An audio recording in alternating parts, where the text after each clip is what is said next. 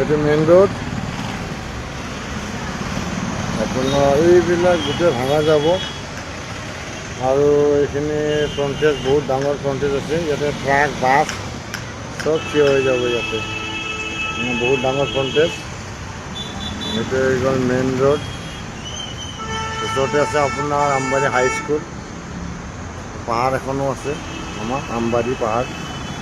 Address হৈ গ'ল পটাশিল আমবাৰী। এইটো হ'ল মোৰ ফাৰ্ষ্ট ফ্ল'ৰ। এইটো ফাৰ্ষ্ট ফ্ল'ৰ মোৰ খালী আছে। আপোনালোকক মানে ইয়াতে গোডাউন হওক, বেংক হওক, অফিচ হওক,